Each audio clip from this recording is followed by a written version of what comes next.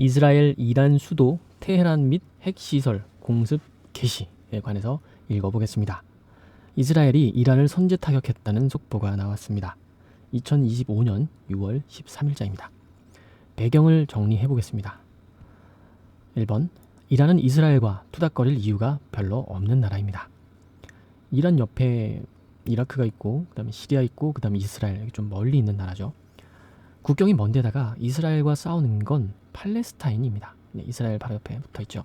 팔레스타인은 시아파인 이란 놈들 다 뒤져라 라고 생각하는 수니파가 주력이라 이란과 팔레스타인은 서로 애착이 없는 관계라서 그렇습니다. 이란의 팔레비 왕조 때만 해도 이스라엘과 이란은 관계가 좋았던 이유입니다. 시아파는 수천 년 동안 이슬람의 주력 종파인 수니파에게 보이는 족족 살해를 당한 종파였습니다. 이란도 원래는 전체 인구의 60%가 수니파인 수니파 국가였습니다. 이란의 왕 한 명이 수니파가 주인 행세를 하려고 하자 수니파를 모두 시아파로 개종시키거나 살해해서 시아파라는 나라로 만들어버린 거죠. 시아파로 개종을 안 하면 죽인 뒤 꼬치구이를 만들어 군대에 돌려먹일 정도로 악랄하게 수니파의 씨를 말려버렸던 거죠. 이란은 왕 한 명의 발작으로 순혈 시아파 나라가 되었지만 주변 나라들이 수니파라 주변의 시아파를 늘리는 게 이란의 최대 숙제가 되었습니다. 주변에 몇 안 되는 시아파가 시리아와 레바논의 집권 세력인 헤즈볼라와 예멘의 후티 반군입니다. 이스라엘과 피 터지게 폭탄과 테러를 주고받는 두 나라가 시아파이다 보니 이란은 이스라엘과 멀어지기 시작한 것이죠. 이스라엘도 자기들을 공격하는 헤즈볼라에게 폭탄과 돈을 쥐어주는 곳이 이란이라 이란을 상종 못할 악의 축으로 보게 된 것입니다. 이란의 팔레비 왕조가 시아파의 이슬람 혁명으로 호메이니에게 넘어가게 되었습니다. 이란의 팔레비 왕조가 시아파의 이슬람 혁명으로 호메이니에게 넘어가게 되었죠. 호메이니는 미국을 큰 사탄, 이스라엘을 작은 사탄이라고 선언한 뒤 이스라엘과 관계를 완전히 끊어버렸습니다. 이스라엘은 사우디 등 수니파 국가들이 이란을 도우는 것을 다음과 같은 논리로 막아서게 됩니다. 우리는 시아파와 최전선에서 싸워주고 있고 우리가 이란이 무너지면 다음 차례는 수니파 국가들인 너희들이라는 논리입니다. 네, 그래서 사우디도 긴장을 하고 있죠. 아르메니아, 아제르바이잔 전쟁 때 독재 국가인 아제르바이잔을 미국 등이 지원하는 이유는 이란과 이스라엘 관계를 알면 자세히 알게 됩니다.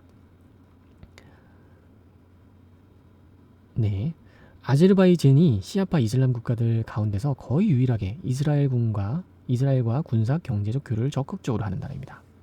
이스라엘은 아제르바이잔의 군사력 업그레이드 지원을 해주는 대신 공군기지를 임대하게 됩니다. 아제르바이잔의 공군기지에는 언제든 이란을 때릴 수 있는 무인기들이 배치되고 있습니다. 이란의 한방은 핵무장입니다. 이스라엘은 이란의 핵무장을 두고 볼 수가 없죠. 이란의 핵무장이 완성되기 전 이스라엘은 핑계를 잡아 이란을 때릴 것이라고 다들 보고 있었습니다.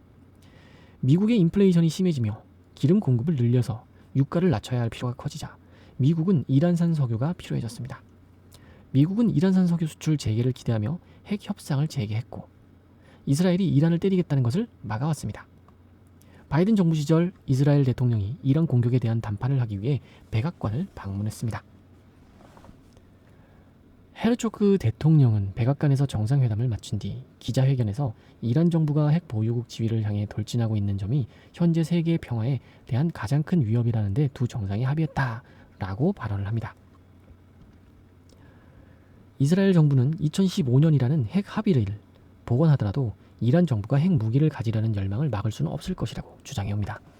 하지만 바이든은 이란 정부에게 석유 수출 허용과 수십억 달러가 묶인 자금을 푸는 제안으로 합의를 이끌어내기 위해 노력해왔습니다. 한국 등에 묶인 자금을 풀어줬지만 핵 합의는 바이든 정부에서 성공하지 못했고 트럼프로 정권이 바뀌게 됩니다. 이란 정권은 혁명수비대가 지탱하고 있습니다. 혁명수비대의 제일 밑바닥에는 바시즈라는 민병대가 있습니다. 바시즈는 11살부터 가입이 가능한데 신념과 활동을 평가해서 혁명수비대로 승급을 합니다.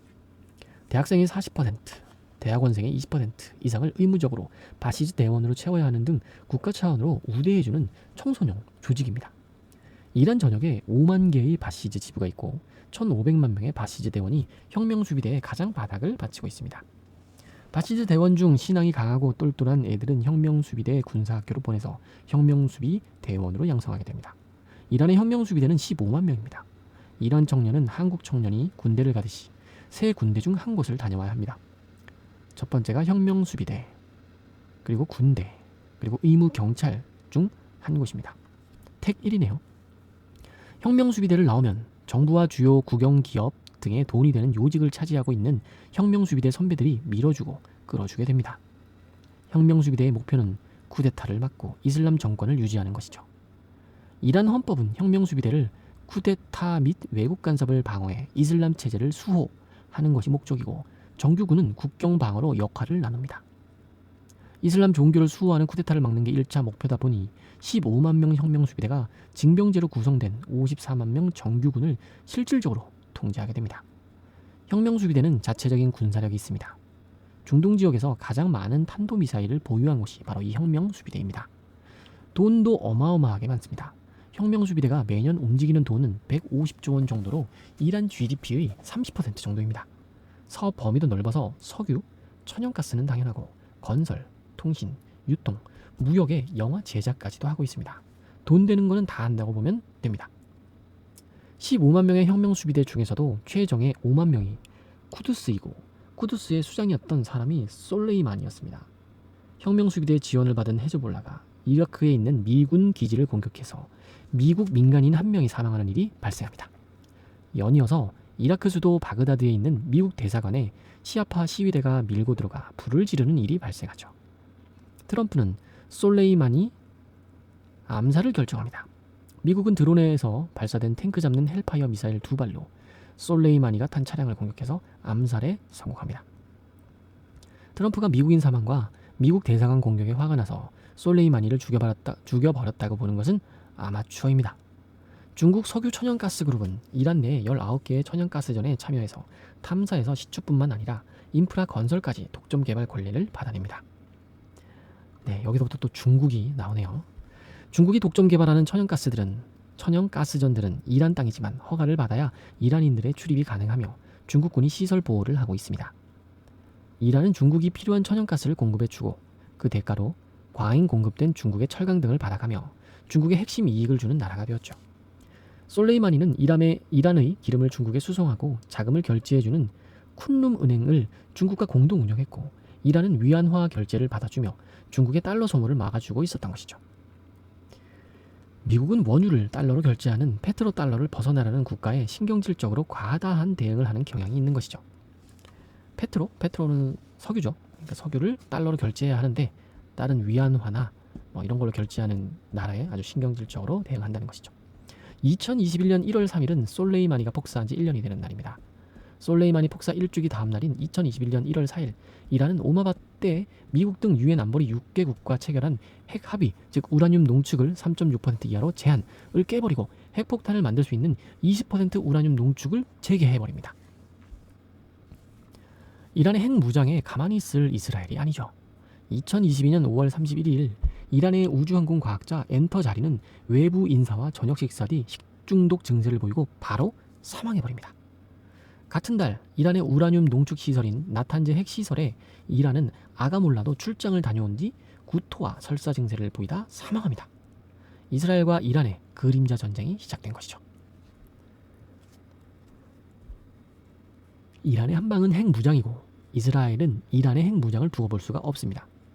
미국 바이든의 이란과 핵협상이 파토 분위기가 되면서 그림자 전쟁이 재개가 된 것이죠. 거의 합의 단계에 도달했던 유엔과 이란의 핵협상이 마지막에 파토가 난 것은 미국이 혁명수비대의 요구를 들어줄 수 없기 때문입니다. 미국은 혁명수비대를 테러단체 리스트에 올려서 해외 자금을 동결시키고 있습니다. 핵협상 타결 단계에서 혁명수비대는 자기를 테러리스트 단체 리스트에서 빼는 조건을 요구하게 됩니다. 미국은 이것을 받을 수가 없었습니다. 이스라엘이 이란의 핵무장이 완성되기 전 이란 핵시설을 때리고 이란은 페르시아만을 봉쇄하는 시나리오가 아직은 살아있는 상황이죠. 이란은 여기에 한 가지 옵션을 추가하게 됩니다. 이스라엘이 이란을 폭격한다는 것은 주변 국가들이 영공을 열어줘서 가능하다는 논리를 주장합니다. 이스라엘이 이란의 핵시설을 공습하는 순간 호르무즈 해협을 봉쇄하는 수준이 아니라 사우디, 카타르 등 주변 국가들의 유전, 천연가스전을 초토화하겠다는 것이 이란의 위협입니다. 미국은 이란과 전쟁을 하는 것은 돈이 안 된다고 보고 있습니다. 전쟁 자체는 언제든 미국이 이길 수 있습니다.